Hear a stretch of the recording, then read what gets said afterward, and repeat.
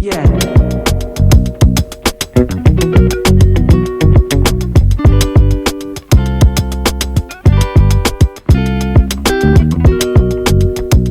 जब भी white shirt या फिर ब्लैक कोट पहने हुए हम किसी पर्सन को देखते हैं, then suddenly one thought come in our mind कि अरे भाई ये तो वकील साहब है। अब ऐसा क्यों होता है? क्योंकि यूजुअली हमारी जो मूवीज है उसमें जो कैरेक्टर्स होते हैं जो कोर्ट में केस लड़ते हैं वो इसी तरह के अटायर में नजर आते हैं। अब लोग इनको कई नामों से, अलग अलग नामों से जानते हैं, जैसे कोई अधिवक्ता कहता है, कोई एडवोकेट कहता है और कोई लॉयर कहता है। अब आपको पता है कि ये जो लॉयर है और जो एडवोकेट है ये एक्चुअली में अलग अलग होते हैं। अब आप कहेंगे नीतू क्या बात कर रही हो, ये एक्चुअली में ये तो सब सिनोनिम्स होते हैं। जी नहीं, एक्चुअली में जो लॉयर है, ये जो एडवोकेट है, इन दोनों में काफी ज्यादा डिफरेंस होता है और आज यही इंटरेस्टिंग फैक्ट मैं आपको बताने वाली हूँ। वैसे तो लॉयर और एडवोकेट दोनों को ही कानून की जानकारी होती है, लेकिन फिर भी ये दोनों अलग हैं। कैसे? उसके लिए सबसे पहले समझते हैं कि एडवोकेट किसे कहते हैं।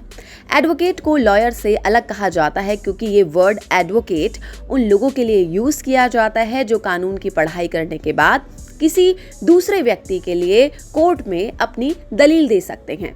फॉर एग्जाम्पल, हम कोई केस के लिए वकील के पास जाते हैं तो वो कोर्ट में हमारे लिए दलील देता है या फिर केस लड़ता है, तो वो एडवोकेट होता है। बता दें कि हर लॉयर एडवोकेट हो ये ज़रूरी नहीं है, लेकिन हर एडवोकेट लॉयर होता है। अब ऐसा कैसे? उसके लिए समझते हैं कि लॉयर कौन होते हैं। बता दें कि लॉयर शब्द का जो यूज़ होता है वो जनरल नेचर में होता है। ये उन लोगों के लिए इस्तेमाल होता है जिसने कानून की पढ़ाई की हो। अगर इसे सीधे शब्दों में कहें तो लॉयर वो हो सकता है जिसने LLB यानी कानून की पढ़ाई की हो। किसी भी व्यक्ति को लीगल एडवाइस देने का काम लॉयर कर सकता है, लेकिन वो किसी व्यक्ति के लिए कोर्ट में केस नहीं लड़ सकता।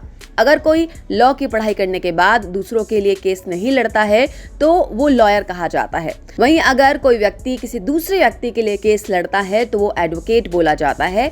ये प्रोफेशनल होता है क्योंकि एडवोकेट बनने के लिए लॉयर्स को बार काउंसिल में रजिस्ट्रेशन करवाना होता है और बार काउंसिल के एग्जाम्स पास करने होते हैं, जिसके बाद ही कोई लॉयर एडवोकेट बन सकता है।